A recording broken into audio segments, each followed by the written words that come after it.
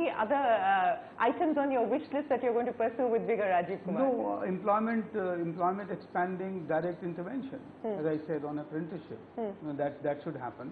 I also would like employment generating allocations on low-cost housing, because there's a huge employment potential there. I would also, we have set up a task force on employment and exports, and I think we need much more granular, detailed policy intervention design to get some of the exports going, which are also employment enhancing. So my wish list is really to get the employment up much more than what it has been. Because you firmly believe that the government needs to provide a stimulus. How soon do you expect, or would you like, or how soon would you like the government to? Let me not even say that. I don't know, because this is a very complex situation. How much and when, etc. is as you can well imagine, is a matter of lots of variables. So I would leave that to to people who are much better informed than I am, and who are in the midst of all of that. So let's see what happens. So let's leave aside the stimulus. I've dodged your question. Okay, let's leave aside the stimulus measures for a bit. The pre-budget consultation process is underway. The NITI is the repository of ideas that come in from across ministries as well as from the state governments. What would your key recommendations be? Oh, we just talked about it, and we have talked about the fact that there should be this investment. But on the budget recommendations, we also very often talk, because I've taken part in many in my academic capacity. We often talk about more medium-term stuff, and I think in the medium-term stuff you have things like agricultural modernization, you have things like aggregation of land, you have the retail trade liberalization, you have the sale, if you like, the monetization of public sector landholding. You have some more incentives for manufacturing. The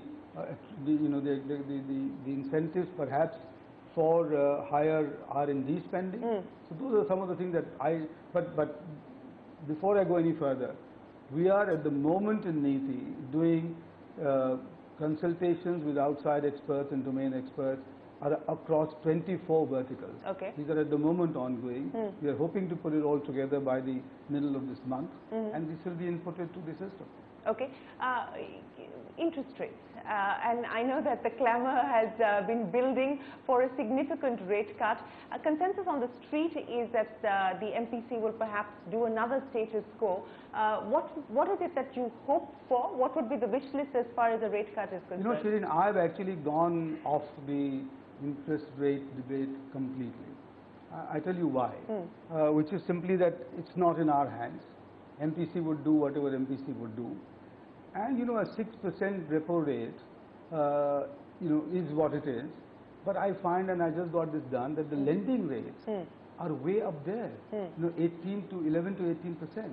Now I don't see why our banking sector needs a 5 to 12% margin for lending, money to the borrowers at a time when it is flush with liquidity.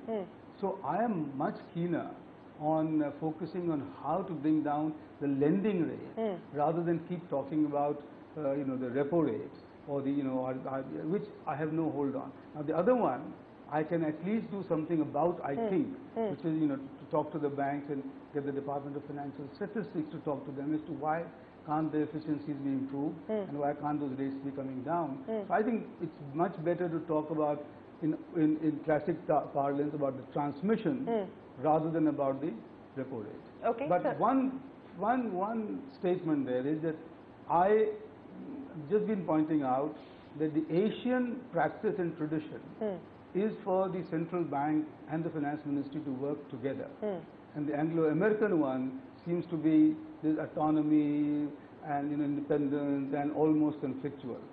I would leave it to the central bank to decide whether they want to be Asian or American. Let me end then by asking you, as far as the way that the NITI is operating, you've put together a 3-year roadmap, a 7-year roadmap, a 15-year blueprint for where India and its economy should be. In the immediate term, and I'm talking about the rest of this financial year, what is it that you would like to focus on, outside of what we've spoken of in terms of the short-term measures that the government needs to push forward with? Well, that's pretty much it actually, but I mean, just to say that, having put out the 3-year action agenda, we are at the moment focusing much more on what we should do for India to be a new India by 2022. That's where our energies are focused. So the 7-year and the 15-year would probably come later. And I think we are focusing much more on the how than the what. And I think what we want in NITI Aayog is to become an action tank rather than a think tank. And by that I mean that you suggest remedies or you suggest measures and then you follow up on them as well. And you monitor them and you monitor the outcomes. This is also one of the mandates from NITI. So rather than just be a repository of ideas, you also become more action oriented. Also in terms of bringing the states on the same page as you are. I think that's also equally important because you know that in India our states are at very different levels and there is no convergence, unfortunately, there is perhaps divergence. NITI Aayog, I would hope, becomes an instrument of achieving greater convergence across this country rather than permitting the ongoing divergence. If I may pick up on the statement that you just made, that you don't want the NITI Aayog to be merely a repository of ideas, but you want it to be action-oriented, does that in a sense say that so far it's been Not a repository of ideas and not action-oriented? Not at all. Not at all. I don't know this, and that's absolutely wrong, because I know that the CEO, Mr. Amitabh Kant, and several of my advisors have been hugely action-oriented.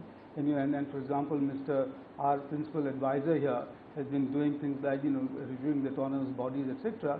Not at all.